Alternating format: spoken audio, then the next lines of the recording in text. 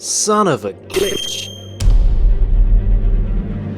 Uncharted 4: A Thief's End. This is easily one of the most gorgeous games I've ever played, and yet, as perfect as it looks on the outside, there are some amazing glitches buried deep within. So let's kick things off with a couple of glitches at the beginning of Chapter 2. Meet Gustavo. He enjoys making friends in prison by beating them up, and when he's not doing that, he's behaving in other ways he shouldn't. For instance, during the final phase of this fight, if you don't attack Gustavo, he'll begin moving through these guys watching at the sidelines. Yeah, I'm not sure that's supposed to happen. At one point, Gustavo wouldn't come back into the fight, so Nate's just got all these dudes watching him be tough. I even managed to make Gustavo's head turn almost all the way around, which is creepy and kinda gross all at the same time. Something even more hilarious than this can occur during this fight when, for some reason, if you get knocked back into the crowd in a very specific way, the NPCs that push you back into the fight can become disorientated and actually push you the wrong way and out of bounds. This is incredibly hard to trigger on purpose and occurs when very specific actions cross over one another, causing Nate to be pushed out of the fight. You're now free to explore the surrounding prison yard, which is pretty interesting. But when you try to get back into the fight, this guy gets a bit shovey and you may be pushed so far out of bounds that the world disappears. Oh, nice job, Captain Push Push, now the world is broken. Are you happy now? Nathan Drake is a man of many talents, but one such talent is kinda strange. In Chapter 2, you reach the old prison and a room where you need to use the grapple rope. If you jump to this ledge from a distance like you see here, Nate will grab the ledge in a weird way and now he'll be underneath it doing what can only be described as his Spider-Man impression. Oh, but it gets weirder. If you move all the way to the left of the ledge,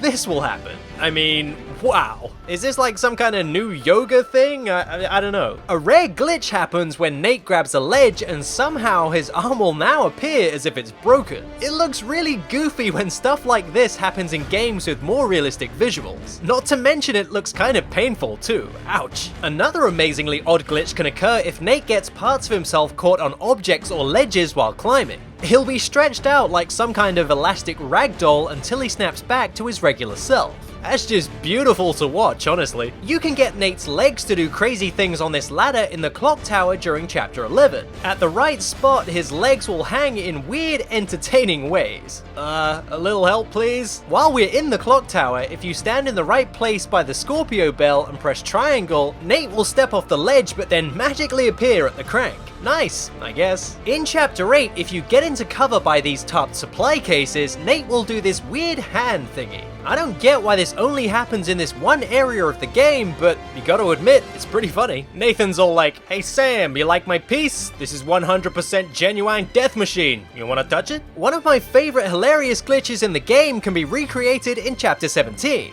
Elena will drop a crate down to Nate which you can then grapple and pull. But here we're going to turn in the opposite direction and then press L1 which snaps Nate to face towards the crate. If you do this enough, eventually you'll get this to happen. Nate's body will become twisted but you'll still be pulling the rope and you'll end up with the weirdest looking Nathan Drake you can imagine. Again, it's funnier because of how realistic this game is. I love the way he kinda looks like an ape with his butt sticking out. The longer you do this, the more Nate's character model becomes distorted. This is easily one of my favorite glitches in the game. With this being Uncharted and playing as Nathan Drake, it's easy to focus attention on the glitches with him, but supporting characters don't fare much better. For example, Sam. He's got some downright weird behavior in the game. Like, sometimes one of his favorite things to do is fall through the floor as seen here in Chapter 9 on this bridge. Sam's just having a good time, not a care in the world. Beats prison, I guess. Or here in Chapter 6 where Sam just falls through the floor completely for no real reason. Easy come, easy go. But some of my favorite Sam glitches happen in Chapter 12 when you head back to the cave to the boat. Sam jumps into the water below and 3 different glitchy results can occur. 1, he can swim at the speed of light back towards the boat. 2, he can land in the water, pop out of it for a split second, and then be pulled back under again. Upon investigation, Sam is now casually standing at the bottom of the ocean just like, "What are you swimming around for, Nathan? Be cool." But the third result is by far the best, as when Sam hits the water, he then rises up with his amazing psychic powers and glides gently towards the boat and then drops into it like nothing even happened. He gives you this look of, what? I do this all the time. Now, all three of these glitches are incredibly random, but I think they have something to do with where Nate is standing when Sam hits the water. But that's a guess, and it was a lot of trial and error to trigger them. A glitch with Sam that is very consistent though happens in Chapter 10. When driving the Jeep, use the winch to pull down the remaining part of this wooden bridge and then drive off the nearest cliff. Don't worry, I haven't gone nuts, just trust me. When you reappear at the last checkpoint, you may notice Sam is in high spirits after his near-death experience. Like,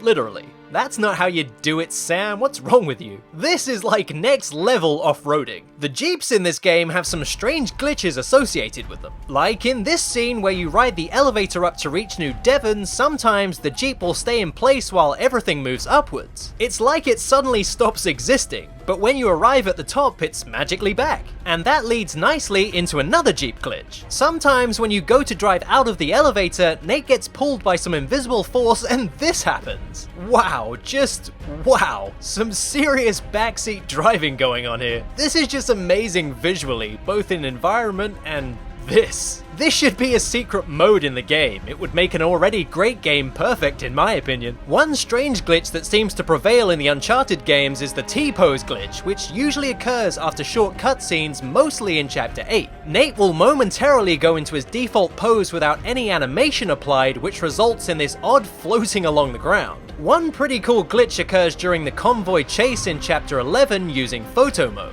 If you enter photo mode at random points of this sequence, the camera can glitch out and instead of remaining stationary, it will continue moving forward. This will continue until you leave photo mode so you can get really far away from the action and far beyond the section where this sequence takes place. It's pretty strange, but it's cool at the same time. Objects in the game can behave in strange ways, mostly thanks to the physics applied to them. For instance, if you shoot these ropes in Chapter 8 in just the right way, they go completely nuts and create this visual masterpiece. They don't show any signs of stopping, huh? Or in Chapter 6, when you move the first wine cask, head into the room where Sam uses his lighter and then restart checkpoint. Now turn around and you see this thing has a life of its own. It will almost always end up bouncing around or getting stuck in odd ways. You can even try and move it around, but Nate will just end up getting twisted out of shape.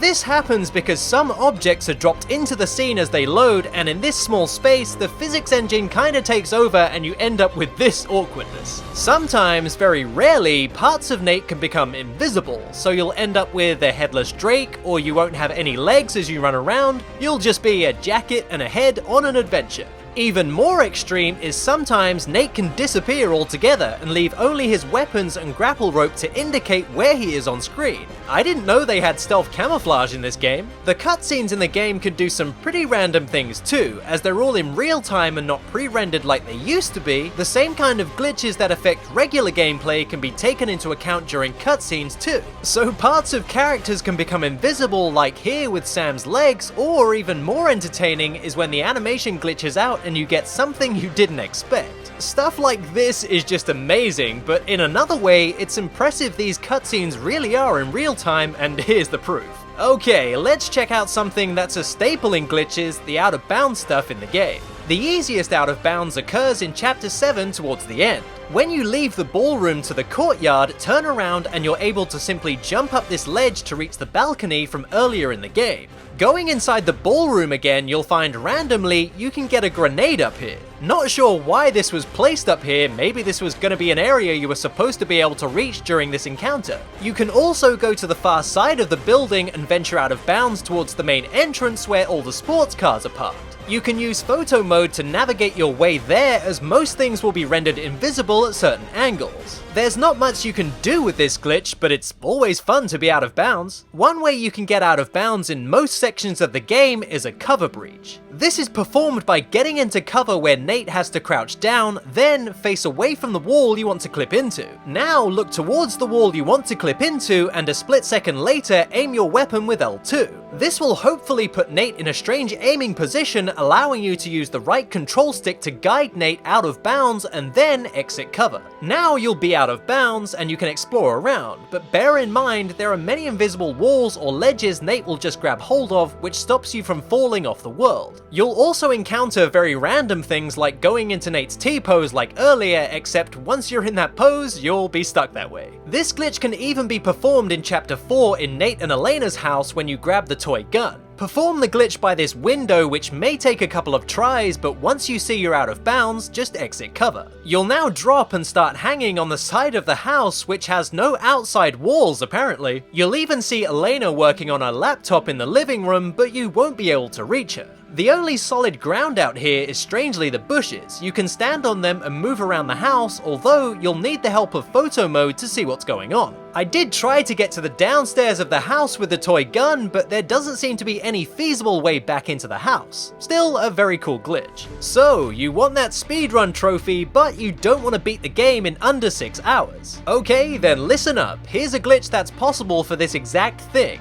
Finish the game normally at least once and then begin a new game and keep the bonus treasure from the loaded game. It doesn't matter what mode you choose, so just pick any one you want. Save this new game in the second file slot, as it seems this either only works or most consistently works on the second file. Now, play through the prologue until you reach the beginning of chapter 1, and once the game has auto-saved, quit out to the main menu. If you do these simple steps correctly, you'll see that when you go to continue the story, Chapter Select now has every chapter available to play on this new game file.